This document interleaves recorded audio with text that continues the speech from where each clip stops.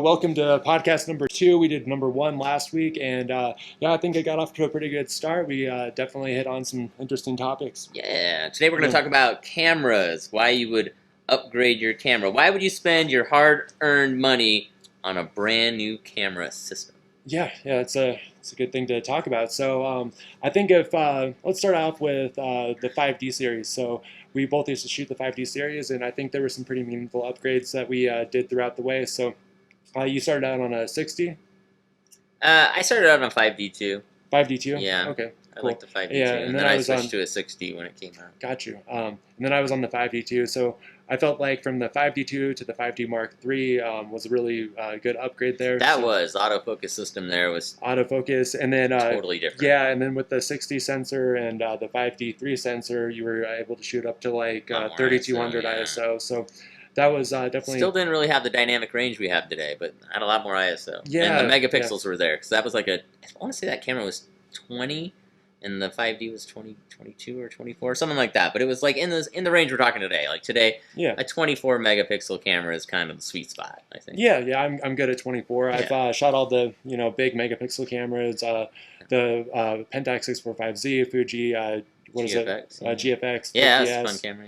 Yeah, and 5DSR, A7R3. So I've been through the whole high megapixel thing, and I was actually just editing a couple of Instagram photos a couple of days ago from 2018 when I was shooting on the A7R3, and just kind of looking back at those images, I wasn't super I wasn't really missing anything from like 40 that's the thing. Is like I think a lot of people feel like they need to like camera up. You know what I mean? They gotta like have this sweet machine that's like maybe past what they really need sometimes. And I don't know. I feel like in a lot of ways that can be a hindrance. In a lot of ways that could like slow you down. Bigger files, it uses up more computer, you have to import them. Like, there's a lot of other upgrades that go into place. Yeah, you're gonna have to buy bigger memory cards. Like when I went over to bigger files and stuff, I went to 256 gigabytes and then 512. I still have 512 on 24 megapixels just because I can shoot like 10,000 pictures. And so those are things that are external to the actual camera upgrade that you have to think about. Yeah, you're gonna have to think about them. You're gonna have to spend probably like $300 or something. At least, just to get those cards. And you're gonna need more hard drives, and you're gonna have a slower computer because it has to process some of that importing and exporting, and maybe depending on how you do your previews, you could have to wait. Like it could just really slow you down. I used smart previews, so it was never a big thing for me to edit the files because then obviously you're looking at a 12 megapixel smart preview no matter what, so it's kind of just it runs the same. But like the importing, exporting, and all that stuff, and some people might want to work in standard previews or work off their hard drive too. So I mean, then it's real slow. Then you'd be really slowed down at that point. Yeah, that's a huge bottleneck at that point if you're looking at 50 megapixel files over and over again. Yeah, right. But so like 12 megapixels is still 4K though, so it's like you can still get 4K out of that. Unless you need to like video guy. Yeah, maybe if you were like a commercial guy and you had to zoom in to every single image, then that's going to be a real hindrance in Lightroom. But still just all the hard drive space. I feel like those really big cameras are mostly for commercial shooters or for people who are doing like maybe, I don't know, once in a lifetime shots of the president or something. Like something that they're going to be able to resell over and over again or be able to use in lots of different formats. Or that you might be selling to a magazine or to an ad print or something. But for wedding photography or standard kind of... Yeah, I could see them being nice if you weren't confident in your cropping in camera. So when I switched over to 24 megapixels again from 50 and 40 and 42 or whatever, I definitely noticed that I had to click on a switch in my head and be like, I have to get this right in camera every time. And by having that leeway at the 40 megapixel, 50 megapixel cameras, then I allowed myself to, be back further. I knew that I could always fix everything a little bit more in post. Yeah, depending on like what you were shooting. Yeah, but I feel like a lot of times, like if you were using like that medium format camera though, like sure you would have that ability, but you'd lose a lot of other functions, like because autofocus wouldn't be as good and the low light capabilities wouldn't be as good. So like there's some benefits you would get from the cropping, but then every camera has a whole bunch of pros and a whole bunch of weaknesses, and you always have to kind of balance those two with what works for you and what you're willing to accept for a positive and a negative. At 24 megapixels, I've been super happy with not having to do as much retouching. Also, you don't get as much detail in there, and you don't have to spend as much time you know, obsessing over every Yeah. pixel because you have so much to look at like that. You can be like, oh, is this, do I need to clean this up still? Is this, it can definitely slow you down. So I feel like there's a sweet spot, like depending on your type of Yeah. photography, of course. Yeah. But So at this point, higher megapixel cameras aren't really appealing to me. They right, were in the past, but yeah, you nowadays kind I'm of I'm totally good. hit a good spot. Yeah, 24, and Yeah. then from there, just I'm not a big features guy, so whatever new feature that they're coming out with, so whether it's like pixel shift that I'm never going to use or whatever, I'm not gonna buy a camera just to be the cool guy on the internet to be like, oh, I have this camera. I'm not Yeah. gonna type in YouTube comments and try to impress everybody on the internet or anything, or You're past that point. Yeah, past that point for Past sure. that point in photography. So. Yeah, and that's a thing that I think like so we both have a lot of experience running our own photography businesses and doing 5 years for photography me. Yeah. full time. Like both Yeah. of us have been at this for a long time. Yeah. I think I'm in year 7, so like a lot of years doing this, just making our money doing this. And like at the beginning, I think both of us probably had cameras maybe that were at some point above what we really needed. Maybe not at the beginning, but at some point, like we both probably went past what we needed. And we realized over experience that having too much camera can be detrimental in not only in that but also in the cost of operating it, of owning it, of you know what I mean, like having a $7,000-8,000 medium format camera that you're gonna have to replace pretty regularly doesn't make a lot of sense from a business profit. Yeah, I think I meant to mention this in the last podcast, but whenever I'm shooting like some sort of crazy expensive camera, it's always my secondary camera. I'm worried about the shutter count, worried about all this stuff. Yeah, and you baby that camera. Yeah, and so in the back of my head, I'm always thinking like, what camera should I shoot this on? Or maybe I'm not gonna take this camera downtown tonight because I don't want to worry about it getting taken. Yeah. So yeah, there's there's real kind of mental space that comes with owning a really expensive camera that might actually make you from making some photos or having to make a second choice or it's sitting at home a lot because you're afraid to mess it up. Like 100%. That's just silly. Like there's no reason to own something like that if you're not going to use it, in my opinion, unless you have infinite money and you just want to have a wall full of cool stuff. I mean, I get that sounds nice, but like if you're trying to run a photography business that's profitable, there's definitely a sweet spot for a camera. Like you can definitely, at some point, you're like, this is the right camera for me. It's not the most expensive one. It's not the cheapest one, but it makes the pictures that I'm happy with, that I really like. And I don't have to worry so much about replacing it every season. You know what I mean? Mm-hmm. Yeah. So, so what sort of things would interest you in making an upgrade now then, if you're good on ISO and megapixels? And I wouldn't say I'm necessarily good on ISO. I mean, like if a camera came out and I was able to get usable, so like right now my usable image is 12,800 ISO. That's my standard for what I shoot and stuff, and I'm like, I'm pretty happy there. But if they expanded that just a little bit where I could shoot up just a little bit higher and get the same performance that I'm getting at 12,800, then I'd have to take a serious look at that camera, especially if it came out in the same price range as my camera right now. So that'd be something that I'd look at a lot. And then, yeah, also this year I shot a wedding down in Denver, and it was in this greenhouse, and I underexposed by about 4 stops to keep the background in these windows. It was a greenhouse, and I had to boost it 4 stops in post, and so I mean, I'm really pushing the limits of my sensor right there. So I wouldn't mind 2 more stops of dynamic range in a camera. So if something like that came out, I feel like that could from getting too noisy. Yeah, it keeps it from getting too noisy, and so you can keep all those highlights or whatnot in the background of the windows. So yeah, if there was just a little bit more dynamic range, and I think that sort of thing just always is kind of improving in cameras too. Like they always seem to be getting marginally better at ISO and dynamic range, but it's not like the forefront focus of. Yeah. Now it seems like they're trying to sell us 4K, but a lot of us photographers don't even use 4K. Yeah. A lot of people on the internet look at video specs and just want to have the specs just to have them, I think. And so I think photographers, I see them getting riled up on the internet about video specs quite a bit, but and they don't use them. Yeah, that's the thing. Like if you're not actually going to use that feature, then having the best version of that feature is kind of irrelevant. Like to obsess over it. Oh, for sure. Might be a waste of your time. Yeah.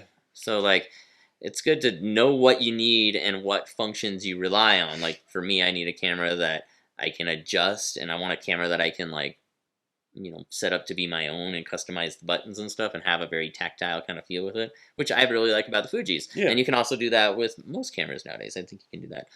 I know you can do it with the Sonys. I think you can do it with the new Canon. So like that part is really nice. But since all cameras do that, Yeah, yeah. But like features and all this stuff don't really. they don't matter as much anymore. It's mostly No, about no. dials. There's one feature I use on my Sony, and that's the eye autofocus feature. And Right. so I just have the eye autofocus feature set to a button, and then I just shoot everything else manual, and that's Yeah. literally all I use for Yeah, photography. there's not too much time that I spent looking through a menu saying, "Oh, I need this No. menu function to get this picture." Like, it's just not. That doesn't really go into the process. No, no. My I mean, thinking, you know? in my 5 years of shooting weddings, I never dive into my camera Yeah, menus. yeah. You just don't go look in menus. Like Yeah. occasionally you would on the Canons if you need to format a card or something. But like on the new cameras now, you just customize all the buttons to do the 10 things you do on the camera over and over and over again. You know what I mean? Yeah, yeah. I just need those 3 dials for Yeah, ISO, as long shutter as you got speed, the aperture, and then styles. So like they Yeah. can't really sell us so much on tactile features, but like they can sell us still on faster processors, more computational photography stuff, like what the iPhones are doing. If that ever comes to mirrorless cameras or pro Yeah. level cameras, I would imagine it's inevitable, right?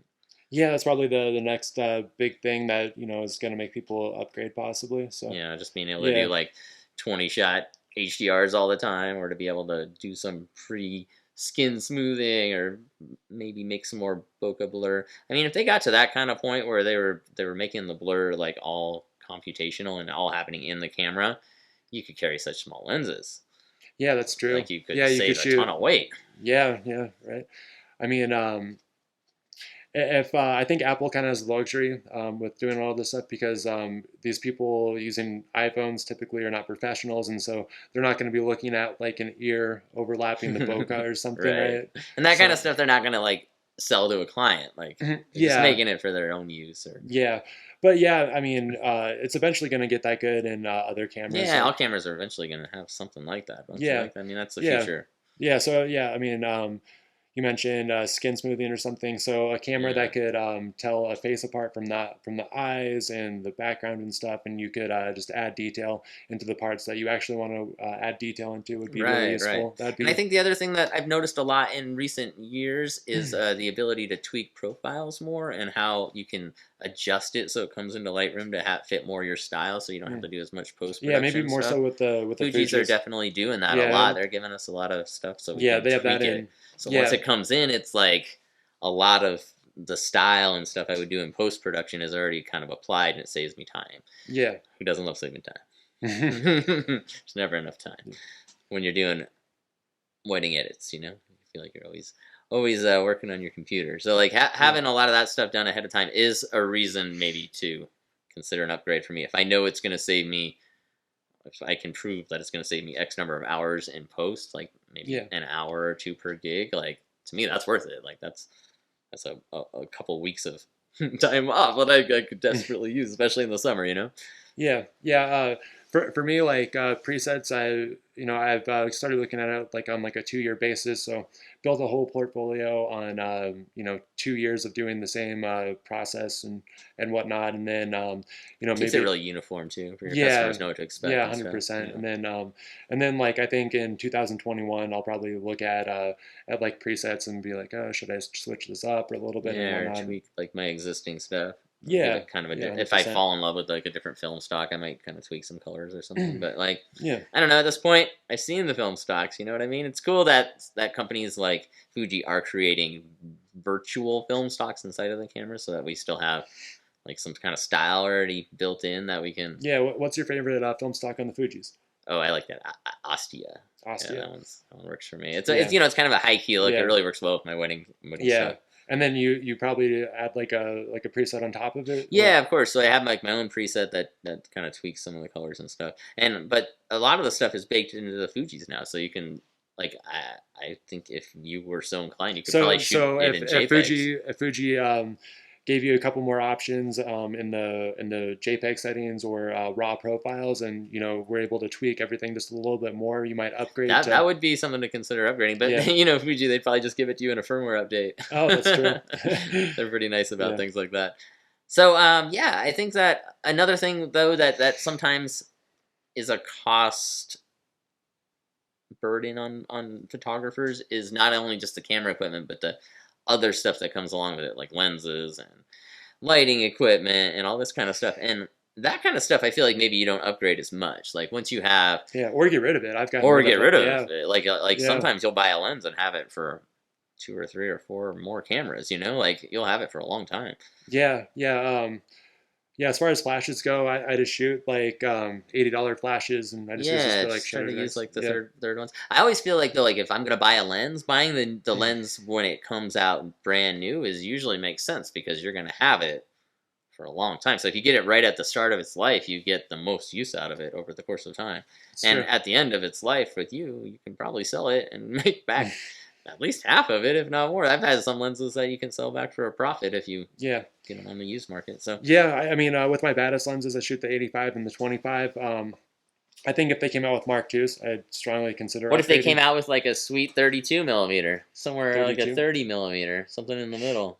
Yeah, maybe, I don't know. I've been really jiving with 25 millimeter. Yeah, it's nice having that extra space. Like when you're so accustomed to 35, like I still feel like 35, 85. I feel like if you're starting out in photography, you should go 35. Like if I was starting out at in my wedding photography career, there's so many more things that can go wrong with 25. So yeah, and there's a lot of distortion and stuff that you have to consider. Not so much on the newer 25s, like the baddest. Yeah, well, Zeiss is pretty good. It's similar to the distortion on the 35 millimeter Mark I in the Canon world, and then so it's not as good as the 35 millimeter Mark II in the Canon world, but it's pretty. Yeah, and that's another thing is like you could go from a Mark I to a Mark II lens, and sometimes that doesn't make any sense. Like there's some lenses that come out like reiterated that have marginal upgrades. Maybe it's just the coating, or maybe it's just the autofocus is a little faster, and maybe it won't add that much more artistic needs to and a lot of times they get heavier in the Mark II version too. So yeah, and sometimes they'll get heavier, and so there's always reasons to consider that, but sometimes they're a lot better. Like some of those lenses improved a lot, like the 85 millimeter from Canon, the Mark I of the 1.2. Autofocus on that was horrible, and they didn't come out with another one for like I don't know a lot of years. But when they came out with the second one, it was way better. Yeah, like an autofocus upgrade like that. So like it's funny because the lens optical design in that 85 millimeter Mark I stayed the exact same to the Mark II, but then just having that upgraded autofocus made you actually be able to it made you be able to shoot it at a wedding. You could really use it. Like there's a lot of times in that Mark I you're just waiting. Like the sharpness and everything was there, and the pictures were there in the Mark I, but it was just so slow that I mean even the 2 wasn't very fast, but it was usable. Just fast enough. It was usable. You can get away with it. Yeah, I think. Sort of like a practical upgrade like that. That's autofocus. It's not like a changed lens formula or something. Is like a really good upgrade that's going to make a difference in your photo life. So those kinds of upgrades in lenses I'll usually consider. But most of the time, if you have the Mark I of a lens, unless the Mark II is like exceptionally better, you don't really need to upgrade, in my opinion. Unless you really like the renderings out of the new one a lot better. And if it's your bread and butter, like you and I both have a few different lenses, but we both agree that the 85 is like the focal distance that we most love. So if a new iteration of our 85 came out, we'd probably spend the money, right? I know I would. Yeah, I mean, it just kind of depends. I mean, I'd have to look at whether it was the baddest came out with the Mark II. It's just like, is it, how much heavier is it? And then I'd look at like, is there less like chromatic aberration, that kind of stuff, the simple things. But if you found that the image quality was better, you'd probably do it. But you wouldn't do it for every lens in the range because some of those other lenses you use very little or none at all. But the 85 is like always on one of your cameras, right? Like I went through probably 3 85s to get to the 85 that I'm at now. So I tried out the Chi Master. I tried out an Otis for a little bit just to see if I wanted so that's sometimes the thing too, is like when you're switching to systems, you got to try a bunch of stuff, which is expensive. So if you could rent those, sure, you have the cost of the rental, but in the end, I feel like maybe that might be less expensive than purchasing it and then owning it and then going through the trouble of selling it. And all that kind of stuff. If you buy something, there's a lot of mental space being taken up. So you got to think about, the space it's going to take up in your mind, just while you're shooting and stuff. Am I going to, like if I have 2 85s, I'm going to be thinking in the back of my head, should I be shooting this on this 85 or the other 85? Or if I have a 135 and an 85, but I like the 85 more, then I'm constantly thinking, should I be shooting this in the 85 or the 135, stuff like that. So so having it simplified and knowing like this is the focal distance that I love, maybe this too, those are the ones that I'm going to spend the money on instead of spending a bunch of money on a bunch of different lenses that you might not use very often. Yeah. It makes sense just to kind of simplify it in that way. And I also think that you can spend a lot of money on upgrades for lighting equipment that you might never even use. Like, there's a lot of lighting equipment I bought throughout my career that I thought was going to be a game changer for me that just sat in the trunk for the whole photo session, you know? Yeah, I mean, end of the day, like I'm just kind of I'm a photographer who likes sort of just not anything too extravagant. I don't like to add too much to my frame, so buying a big light and having to like carry that around is also a huge Keep track of it. keep track of And how it. many times And are you then going if to you're really gonna have use to it? resell it and stuff, or selling it Yeah. on eBay, just Right. like all this stuff. So I mean, yeah, I think And I think that like maybe when we got started earlier in photography, there was a lot more interest in getting big modifiers and having a lot of lights because ISO performance wasn't quite what it is now, and there weren't yeah, LEDs like there are now. Like the and you couldn't, LEDs yeah. are really make it a lot easier for us to make quick lights, and so I feel like the lighting upgrades, at least for weddings and for like run and gun kind of photography, like if you do event photography or portraits and stuff, you just don't need that kind of big lighting system anymore. You can do almost everything with on camera flash, just you know what I mean, or like with some simple like LEDs off camera, Oh, for sure. and Yeah, that stuff's easy to keep track of, and it's so much less expensive yeah, yeah, definitely. that if you forgot it, you wouldn't be like, oh no, that was Oh, thousands of dollars. I forgot yeah, it was just yeah. that was my $100 light. That's a bummer. Yeah, yeah, my whole lighting system has definitely come down quite a bit, and I think if you're working in a church, you might want some like big umbrella type lighting or something. Yeah, maybe for like the group shots or something. Yeah, but So you can shoot that during the ceremony, but like yeah, for yeah, that kind of I thing. shoot one church wedding a But year. like So most of the times when I'm doing the weddings in the church and we're doing the groups, I've been using the LEDs still. Like they can, I mean, they just give you a little. You just still gotta bump up your ISO a little. It yeah, just gives you a little, you know. But I feel like that kind of equipment, maybe we're not upgrading that kind of stuff as much as we used to. Like we're not really buying lighting equipment. We're not buying nearly as many cameras as we used to buy. And like you buy a lens, you have it for a good amount of time. So what's interesting in photography now? What else could we get? What is it that the industry's gonna push on us next to get out there and buy? yeah. I mean, for me, I'm kind of Comfortable. yeah, Yeah, I yeah. like I'm what I kind of got. I don't feel like I need a lot of upgrades.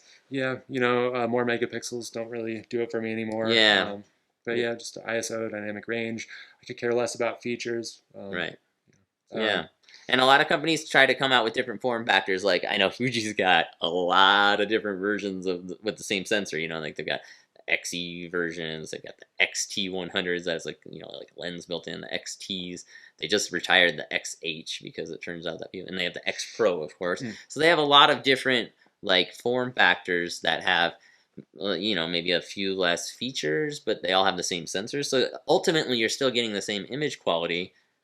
You're just choosing between the way the camera looks and like if it has maybe more card slots or if it's more watertight or if it's made to, you know what I mean? yeah, For that kind of stuff. So those are the kinds of things that you might consider when you're first getting into a system. But generally, once you've made that decision, you're probably just going to stay with that same camera line as it upgrades or buy more of the same one because you're yeah, comfortable with it and yeah. you like it. Just give me dual card slots, manual controls, maybe some. I do like the eye autofocus. I'll admit that I like Mm. that. Give me I good like dynamic. exposure dials now, exposure comp dials. Fuji's Mm, got me hooked on that. yeah. Quick. Like that. Yeah, and then yeah, I mean, as far as upgrades go, I mean, really, I can do everything in Lightroom, but it'd be cool to, I guess I can do like skin retouching and just Yeah, it would be nice to kind of simplify our workflows and have that in the camera more. yeah, yeah. So if they could bring over some skin retouching in camera, or be able Yeah. to detect the face or Yeah, kind of whatever. like So the Apple iPhones, the news, the 10, the 11s. They yeah, can see your face. They know hmm what your face is. Like if yeah, cameras could get to yeah. that point, And they then they could put they'll definitely. put more detail in like the background or whatever, and Yeah, they don't put detail in the face. Add some highlights to the that'd be face. great. That'd save us a ton of time, and we'd have clients with way happier results because their skin tones would be perfect, and we Yeah, yeah. wouldn't we wouldn't spend forever in Lightroom with the brush tool making it perfect. Yeah, You know? yeah. So, yeah, any skin retouching that could go into camera would be cool. Yeah, So, that'd be a cool yeah, feature. kind of a lot of the stuff I do in Lightroom. If I could do it more in camera, I really wish camera companies would make like a HDR in camera that was better and not horrible looking. So that doesn't make the colors so crazy and make it look so like you're in like a Wonderland or something, but it's real looking. Yeah, right. Apple's gotten better at that. Like the iPhone has Yeah. definitely gotten better at taking it from like this punchy HDR to more like a regular, more like picture. a natural. Yeah, Yeah, you can't tell as much that they're doing. yeah, yeah. So our eyes are about 20 stops of dynamic range, and I think everybody got confused just trying to to make things look like they do in real life. And yeah, and it's kind of in its infancy if you think of like the long term of photography. So it's still kind of. I mean, they did it in the black room a little, or in the dark room a little, but yeah, like Ansel not. Adams. Yeah, but not like. Not like they're doing it now, like not with computers and stuff. So like I think that it's just gonna grow. Like that whole space is gonna get bigger and bigger, and companies are gonna start to apply that to their pro cameras. Yeah, but yeah, make me not underexposed by 3 stops to retain highlights, and just do that in camera. Throw my preset on, then I don't have to dodge anything, don't have to burn. And yeah, but you know, that's all kind of like a subjective thing too. So I kind of I don't trust camera companies to make everything exactly how I'd want it right. in camera too. Yeah. So it's nice if the camera companies give you the tools that allow you to make the changes you want. You know what I mean? So that you can still direct the camera and make tweaks into it to make it look your style and your way. Yeah. But it just gets you there faster so you don't spend as much time in post and doing the other kind of parts. So it looks like we're almost out of time. So do we want to make a couple recommendations for used systems if you want to save some bucks? If you're in the Canon DSLR system, if you're shooting a 5D Mark I, 5D Mark II, 6D, if you want better autofocus, go with the 5D3. It has a pretty good ISO performance up to 3200. So yeah, you could definitely save some money buying DSLRs now, because I think DSLR cameras are still pretty capable, but they're kind of 1200-ish, and the lenses are. But if you were looking at a mirrorless camera, like maybe a Sony, you shoot Sony. What's your Sony recommendation? Oh yeah, just the camera I shoot, A7 III. It's a good mid-range camera, $2,000. You don't need DR. You don't need all those megapixels. No, I'm good on retouching nowadays, and I think that so it kind of like I found that at 42 megapixels you have a little bit more of a digital look. So which I mean, sharp. Little sharp, a little bit punchy. A lot of detail. A lot of detail. So that's kind of the HD world we live in. But I mean, I don't know, really, A7 III. But maybe if you're looking at a Fuji. One thing about the Sonys, I wouldn't shoot any Mark 1 or Mark 2 Sonys. Just the battery life isn't as good. You don't have dual card slots and autofocus. So yeah, just anything with a 3 or a 4 or eventually a 5 on the end of the Sonys is probably going to be good. And like me, I left Canon for Fuji mostly because I like to have a lot of lenses. They have a big lens collection. If you're going to shoot Fujis, you know that you're going to have a lot of lenses to choose from, and the lenses are great. But if you're going to pick up one of the cameras, if you're going to do stills, I'd say the X-T2 is probably the best. Autofocus on it's rocking. If you're going to do video, you want to look at the X-T3. Yeah, and that's about all the time we got. Yeah, so go ahead and like and subscribe down below. Leave a comment. If you guys are going to upgrade to a camera, let us know which one you're going to upgrade to. And that's it. We'll see you guys next time. Thanks, guys.